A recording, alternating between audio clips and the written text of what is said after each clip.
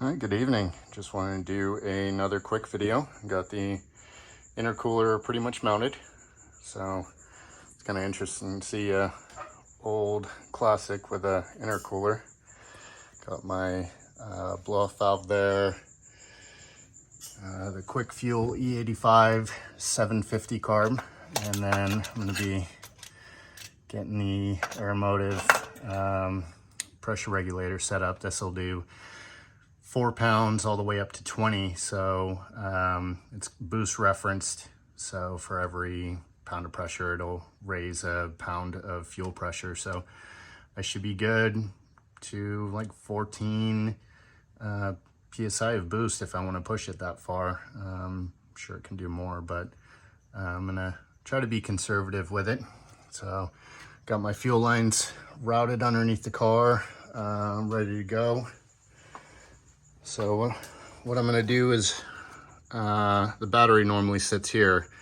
I'm putting that in the trunk. I'm gonna remove this battery tray. I've got my other outlet here. Kind of sucked to cut the holes through here, but cut them, and then I just put some rubber hose, split it down the center, wrapped it through, so that way there's no metal that's gonna be rubbing against this fitting. So it should be good. There's enough gap around it that I'm not concerned, but pretty much got the intake piping ready to go. Right now, got it running forward. Just need to connect the braces. Sorry if it's kind of hard to see. The new headers, I welded the exhaust, ran it all the way back, wrapped it pretty much even with the other side.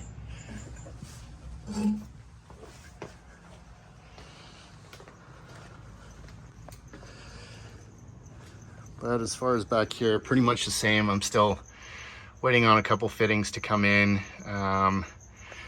Put these on here, welded them, and then I'm gonna do a bar right across here after the sheet metal's in. And I'm going to be welding it to it just to give the exhaust a little more stability as far as that goes.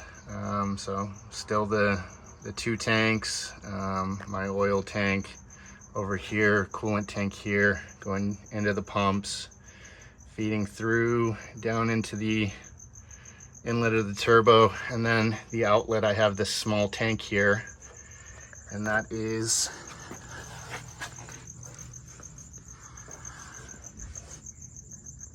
running through here into my scavenge pump and then up and into the tank. A lot lower than what I wanted it, but in order to get the intake piping around the axle, I had to bring it down a little bit. So I made a little bracket for it to hold it in place, and even without it being welded in, it's pretty sturdy right now. So there's the dual exhaust coming out. Got the wastegate set up to the bigger one. I've got some pipes or the muffler tips that I'm hoping will match, and I can center this up so it won't look too bad. But everything is almost ready to button up. I'm gonna be putting the trunk mat back in there, so it means removing everything, cutting the holes for the hoses to come through, and then I just kind of mocked up this plate, so painted the underneath, and she'll be sitting in there. I have to remove this bar first. It's temporary with these 2 screws going through it just for the placement, and once I have the sheet metal down and the bars welded to it, then I'll be riveting it in place, so that way that pump bracket doesn't move. So it's a lot of just kind of fabricating and doing whatever I can. I've got no experience with this stuff. I just have basic knowledge. I'm learning to weld as I do this, so you know, it's welds I don't think are too bad for you know, just learning.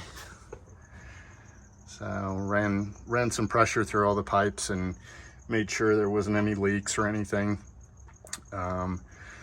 So as far as that goes, it should be good, and getting closer to running it. So I had plans for Sunday, but I have a few things going on this weekend, so I don't know if that will happen, but it's getting closer.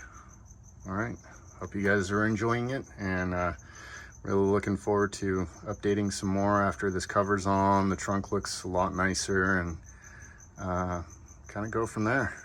All right, have a good night.